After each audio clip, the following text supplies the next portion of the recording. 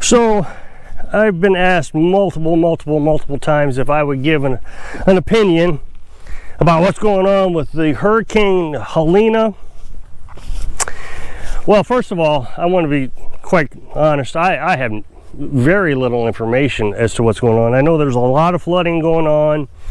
There is a dam that is broke.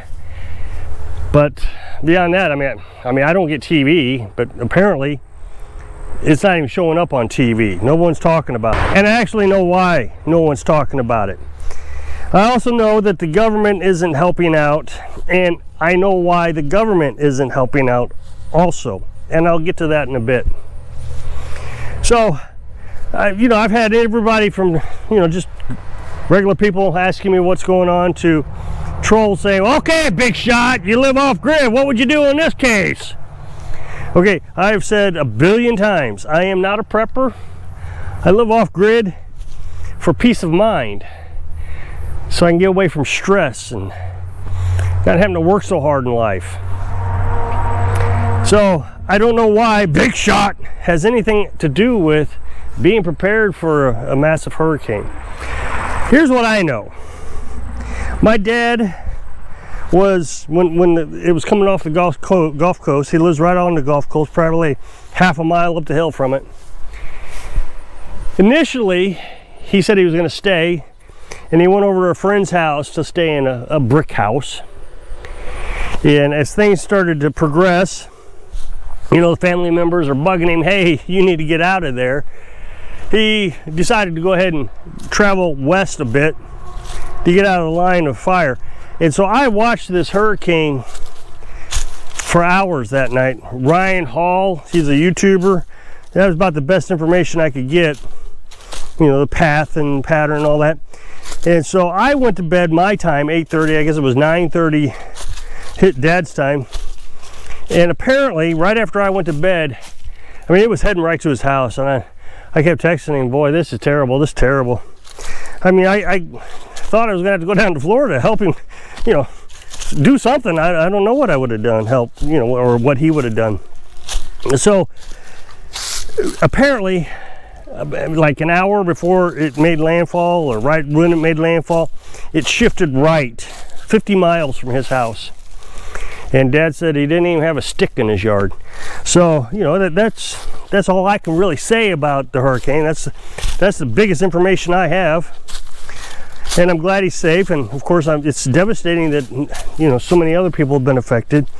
I don't even know how many people have died from this. I really don't know. So it's, but as far as being prepared, I talk to Dad all the time. And Dad is, I would say Dad is probably the most prepared person I've ever met in my life. He is absolutely prepared for everything. There is not one situation that crosses his path that he's not prepared for. And I'll tell you, he doesn't buy a thing. He's got a mind, and he's constantly thinking. And I've seen him make generators out of a lawnmower and some junk laying around. He just doesn't stress about it. I said, why don't you get one of those propane dual fuel generators like I got? And he said, yeah, maybe. My neighbor's got one. We do pretty good with it. It's no big deal. It runs the well, and we can hit the refrigerator. And I said, well, the propane lasts longer, and you wouldn't have to necessarily worry about the carburetor in your generator. Yeah, I might do it one of these days. I don't know. Wait a minute, I've been telling him this for 10 years and he hasn't bought one yet. But he's always survived. When he was living in a camper, when he was building his house, he stayed in the camper during a hurricane. And his preparedness is as well, if I've made a mistake and I stayed when I should have left, I'll write my information on my arm, my name, my social security number, date of birth. I'll put myself underneath the house, and I'll tie myself off to the concrete pillar. So that way my body doesn't wash off. You'll know that this is my place. So that's his preparedness. That's realistic. I think don't get me wrong, I think, you know, having some extra food and stuff is a good idea. And Carolyn and I feel like we're pretty prepared for things. But, you know, stockpile. You got to stockpile. Yeah, maybe. You know, we have a freezer, and we have it full of food. It's probably got 30 days worth of food in it. And we got some canned food, stuff that we've canned. And if it really got bad, you know, right now we got chickens. We're going to get rid of the chickens. They're dying. You know, they got Marek's disease, and it's the dogs keep attacking, but that's a whole different story. But the plan's always been, you know, if we got too hungry during an emergency, we could eat the chickens. You know, these things last about 2 weeks. Having watched Dad for so many years, seems like every time it's 2 weeks.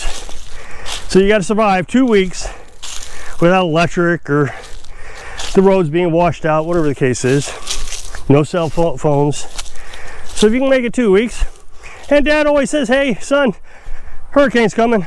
If I don't call you on Saturday, you'll know why. I'll get to you as soon as I can. Okay, I'll see you in 2 weeks. And 2 weeks he calls. If in 2 weeks he doesn't call, then I would call the sheriff and say, hey, my dad wrote his name on his arm, birth date, social security, all that stuff, and he lives at this address. Did you find him underneath the house, tied to a pier? You know, oh yeah, we sure did. Okay, thanks. I mean, what are you gonna do? I mean, he could travel up here, and, you know, evacuate, but he still lose everything. You know, tornadoes is a huge concern for me. So you do the best you can, but if a tornado came, it would wipe us out. And what are you gonna do? Well, the answer is actually pretty simple. The best stockpile you can have, the absolute best stockpile you can have, is enough savings that you can replace everything you need. Oh, think about that. Now, when I say enough savings to replace everything you need, your house, well, I got insurance for that. Except what's going on down there in the south, is insurance actually going to pay you? Are you going to have to sue the insurance companies? Is that going to take 5-10 years? Where are you going to live until then? So, you know, you have a $500,000 house, so you need $500,000 to replace your house. Or you could do what I did. You can buy yourself a shed, live in a shed, $5,000. My savings account doesn't have to be near as big as yours. You know, $500,000, $1 million, whatever does your house cost. Or I could just go to Home Depot real quick, like, you know, it took me 6 months to build the tiny house. But if I needed a replacement, they're skitty. Everybody likes skitty. She doesn't like me walking around the yard. She wants to know where I'm at. So if I needed to replace the house, I wouldn't build it again. It'd take too long, 6 months. Tornado come wipe it out. I just go get a shed, bring it over here, see if I can find my wood stove somewhere, you know, wherever the tornado threw it. If not, I could go buy one of those. Yeah, that's a little bit more expensive, but yeah, I could buy it. So the other thing we have this camper that we could stay in if necessary. I wouldn't want to stay in it in the winter, but if I had to, I could. It'd be a little bit more costly because we'd have to heat with propane so much. But we could stay in this. It's a nice little backup. Something happened to the house caught on fire. And that would actually give me time to build a new one if I really found the energy to buy a new one. And the property. Let's say the property was wiped out. What if it was one of those train wrecks that happened in Ohio? Chemical spill, and you can't live on your property anymore. When I was a kid, Times Beach was evacuated because of dioxin. And it took all my childhood and a part of my adult life for that area to recover. Just recently, I don't know, 10 years ago or so, they made it a state park, and I was actually able to go through it for the first time in my life. But what did all those folks do? Where did they go? So, you know, my property was what, $4,200 with a well. So all I need to do is save enough money for the well and the house, maybe a car, a used car. I don't need a new car. This one's used. It's almost 10 years old. I think next year it's 10 years old. $1,000 for the camper. You know, I'm not up to $500,000 or $1 million. I'm up to 10 or 15,000. It's that's how you prepare. Debt-free with a savings account that you can survive for a while until you get everything recovered. I don't see what's so complicated about this. And the thing is it's quite stress-free doing it my way. We could go live in a hotel room for a while and until we found something else. So I've said this so many times in previous videos, I'm not a prepper, but I'm probably the best prepper out there, simply because I don't run around scared, because I can recover. I don't need a lot of stuff. The reason people are scared is because they need a lot of stuff. Need a new house, got to have a, you know, who's going to pay my mortgage? Insurance isn't going to pay. Downsize your lives so you don't have to recover. Otherwise, you're going to prepare, and everything you prepared for is going to be washed away in a big flood or hurricane or tornado. All the things you stockpiled, washed away. So, what was the point in all that? Again, I'm not a prepper. I'm not a professional. If you want to prep, prep. I just think I'm the best prepper out there because I'm the least fearful and probably the most prepared. Because I can move anywhere. I can go anywhere. I don't know how much more prepared you need to be. Then, but then, you know, everybody's expecting the government to come in and save the day, or the insurance companies, or, you know, whatever. The media is not covering it. Well, I mean, the reason is quite simple, and I don't know why people don't understand this. Our government is not here for people who vote wrong. We have come to a time in our history, our country, where we have become a banana republic, or whatever you want to call it. You know, we have this illusion of freedom, but the people who are affected by this are in the wrong area. They're Southerners. They don't vote the right way. They don't. So why would they send help? I don't need your vote. I need to save money for people who are going to vote for me. As a matter of fact, just today, I heard the Homeland Security does not have enough money to do what they need to do for this hurricane season. I don't know if that includes this Helene one, but they spent all the money on people who came into the country without documents.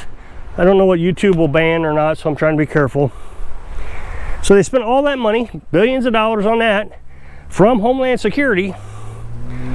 So when there's a natural disaster in the Southeast or the Midwest, who cares?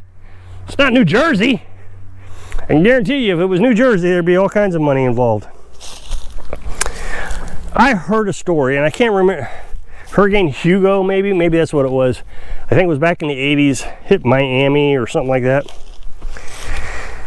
And no one really paid attention to it. Completely wiped Miami off the, you know, the map or something. I don't know, it was terrible, devastating. You know, the only thing I knew was Miami Vice. What happened to Crockett and Tubbs? I don't even know if it was the same time frame, but that's what I was thinking. So Miami rebuilt, recovered, survived, whatever the case is, without the government even realizing anything serious had happened. I mean, think about it. Every time there's something goes on in Texas, a hurricane or whatever, Texas just recovers. You don't hear big news stories about it. They just fix it because they know the government isn't going to bail them out. So stop relying on the government. If you need the government, then you need to downsize your lives. If you need insurance, then you need to downsize your lives, because they're not going to be there for you when you need them. I realized this years ago, and I'm pretty young and dumb. So, yeah, I'm not a prepper, but I'm probably the most prepared. So if you'll click this up next box, it'll take you to a video where I was working on something. So if I can inspire you, stop being a prepper so you can live your dreams. Thanks for watching.